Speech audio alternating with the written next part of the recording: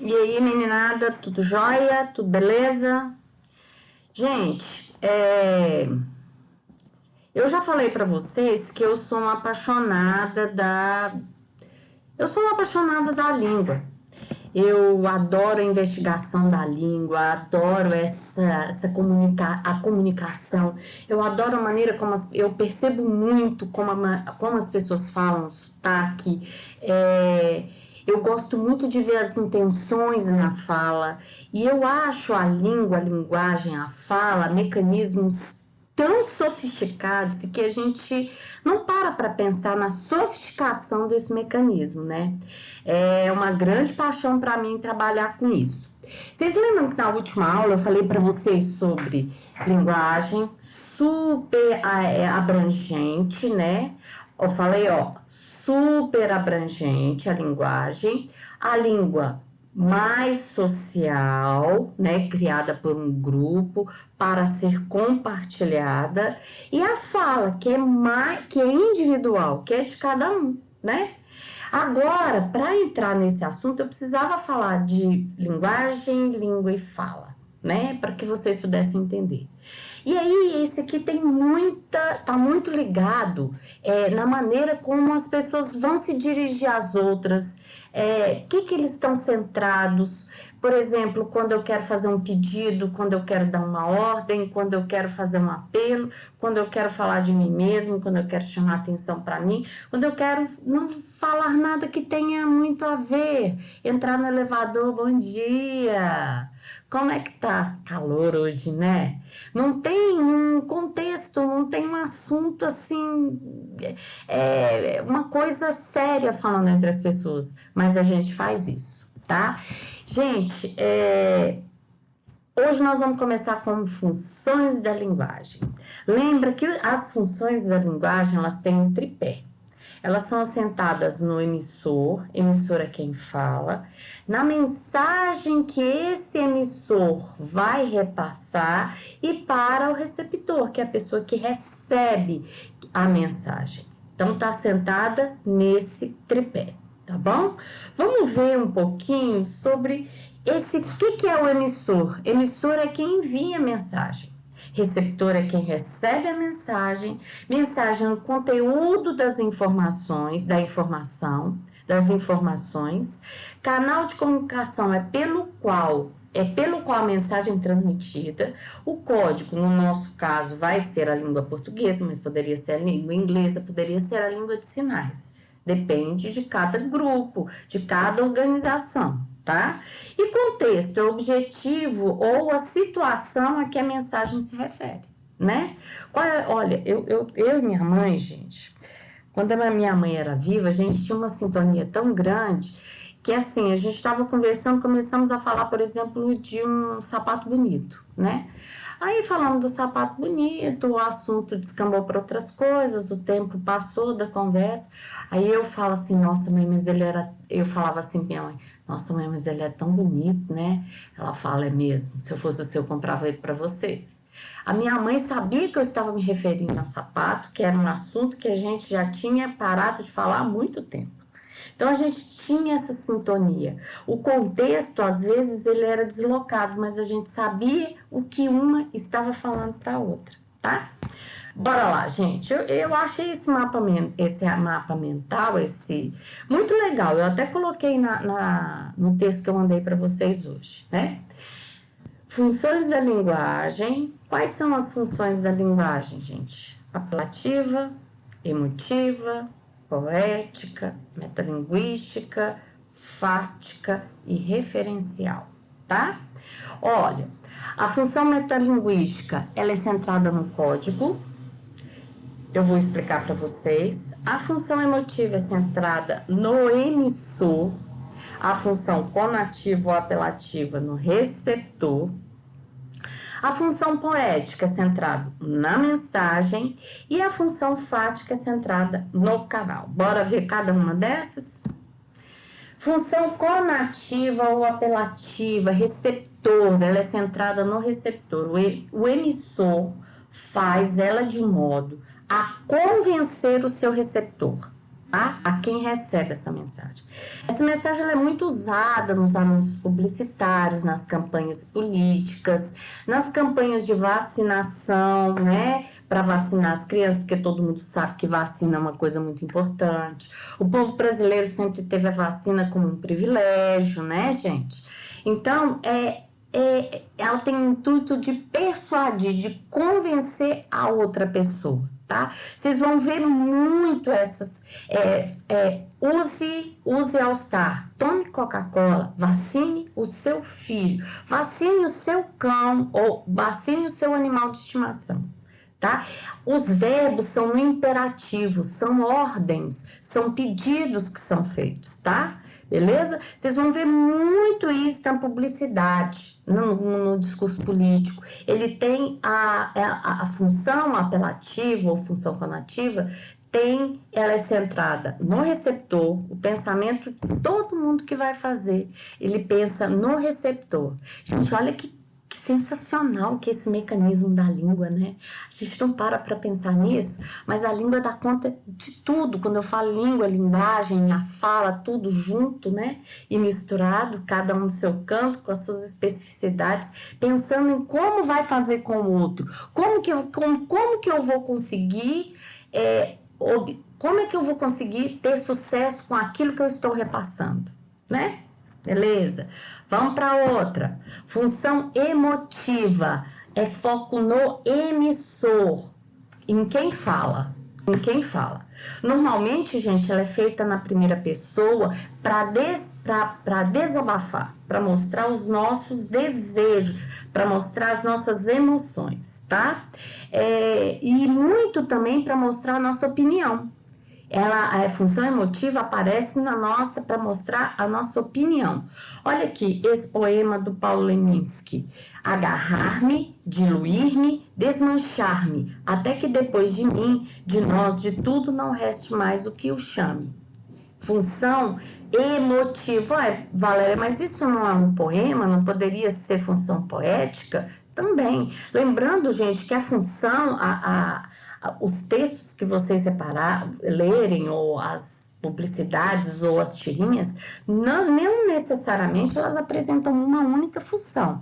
A gente tem uma função que predomina, mas eu posso ter um poema, por exemplo, que tem a função emotiva e a função poética junto, tá? Sendo que a emoção, nesse caso aqui, a função emotiva vai predominar.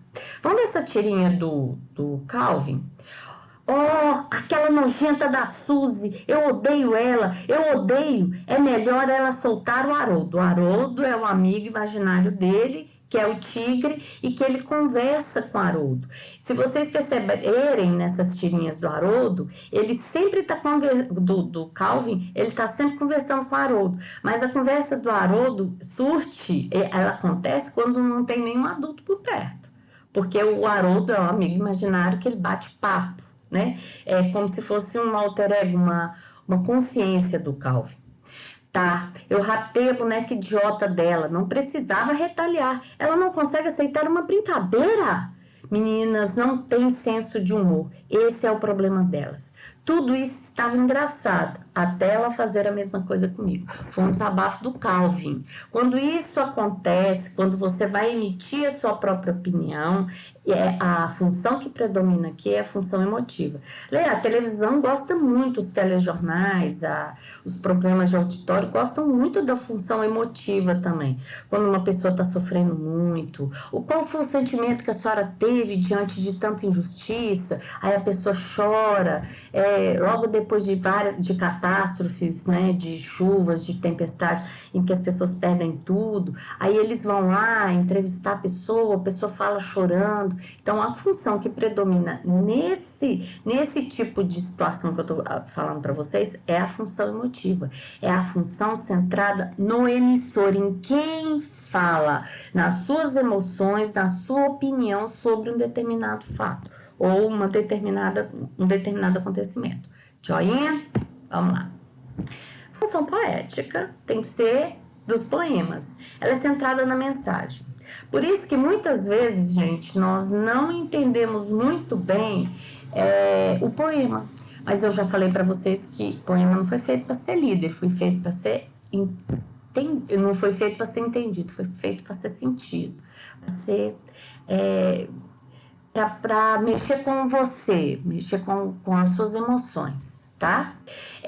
A função poética, ela tem um sentido conotativo, é um sentido figurado das palavras. E a função poética é centrada na mensagem. Olha esse poema, esse exemplo aí que eu trouxe para vocês do Milor Fernandes.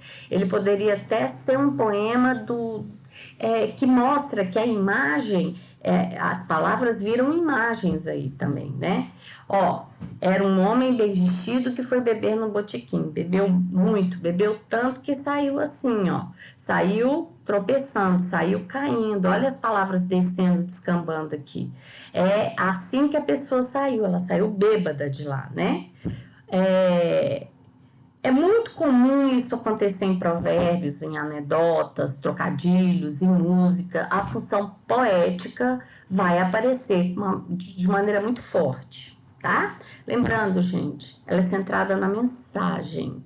Ela não está preocupada nem com o emissor, nem com o receptor, nem com o contexto em si. Ela não está preocupada, ela está preocupada na mensagem que vai ser repassada. Para quem está falando, não interessa, não importa, tá? Função metalinguística é o código para explicar o próprio código. Vamos lá. Vocês já viram na televisão, quando aparece, por exemplo, a gente assistia a novela, aí um personagem da novela ia fazer parte do programa do Luciano Huck, por exemplo?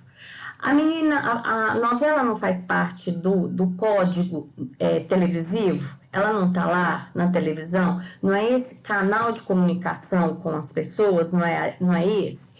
E essa novela vai para dentro de um outro programa que fica também na televisão e faz uma mistura. Então é a novela falando, a novela e o programa do Luciano Huck falando a mesma coisa. Tá?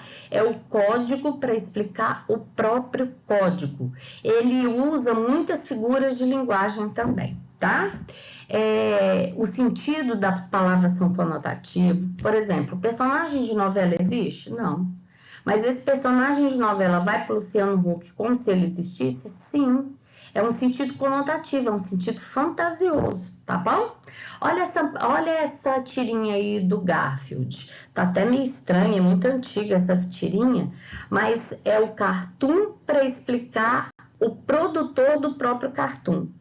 Olá, meu nome é John Arbuckle, sou desenhista de animação e este é meu gato Garfield. Olá, meu nome é Garfield, sou um gato e este aqui é meu desenhista John.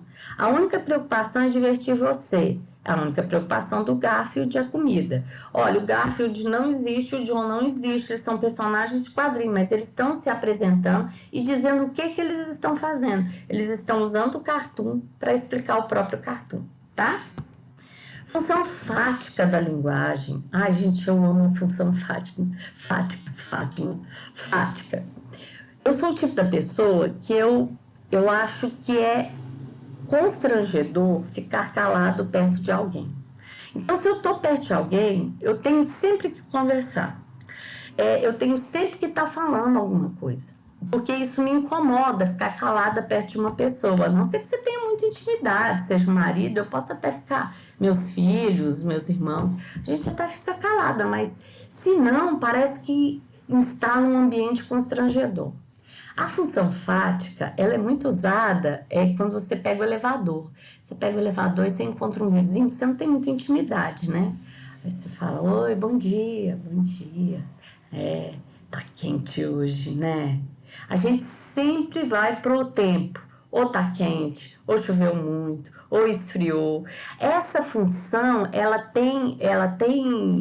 quer manter o canal de comunicação entre emissor e receptor, não tem um assunto, você não quer convencer ninguém de nada, você não está falando em primeira pessoa dos seus sentimentos, nada disso. A única coisa que existe é manter o canal de comunicação. E o canal de comunicação é o que, no caso? Fala, emissor, receptor, emissor, receptor, emissor, receptor. Não tem problema, o código é usado aqui, mas ele não tem consistência. Ele não tem um assunto. É um aleatório.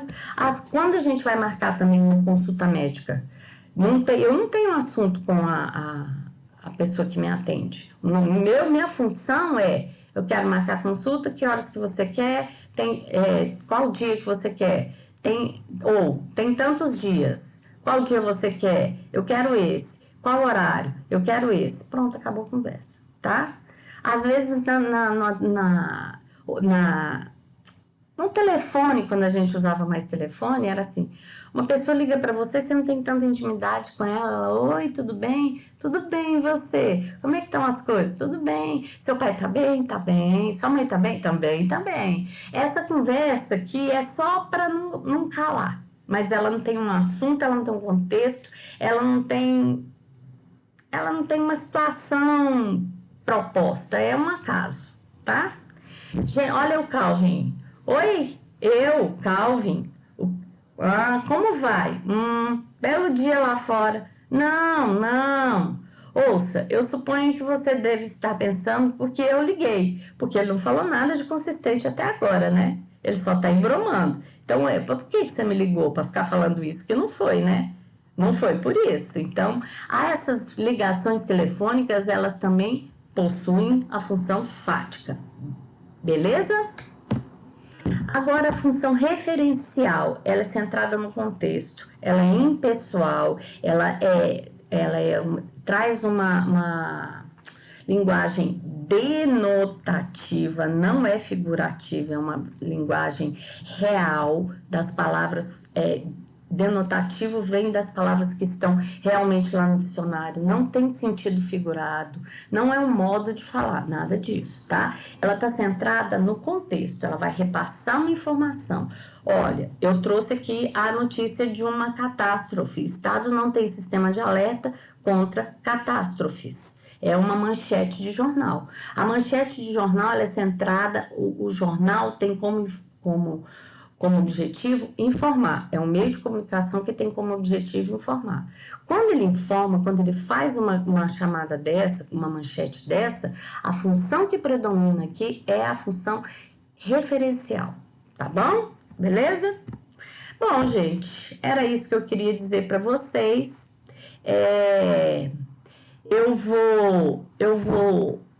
Eu queria que vocês vissem, né, falasse com vocês sobre isso. Hoje eu estou um pouco enrolada para falar, né? Eu queria mostrar para vocês cada uma dessas funções da linguagem. Se eu tivesse na sala de aula, vocês teriam certeza da minha paixão por esse tipo de assunto, porque é um assunto que ninguém para pensar. Mas vocês já imaginaram na complexidade do ser humano para desenvolver todo esse aparato de utilização da língua, da linguagem e como fazê-lo? É muito interessante, gente. Isso é muito legal, é muito. Bom, eu queria falar com vocês sobre cada uma dessas e segunda-feira eu vou parar esse assunto um pouquinho, porque segunda-feira é o Dia Internacional da Mulher e é um dia que não pode passar em branco. Então, provavelmente, a gente vai fazer uma atividade voltada para esse tema, que é o Dia Internacional da Mulher. Mas na quarta-feira nós vamos fazer uns exercícios sobre as funções da linguagem. Eu vou fazer com vocês, e aí vocês vão entender, as coisas vão ficar um pouco mais claras. Falou? Fiquem com Deus, um beijo grande e até mais.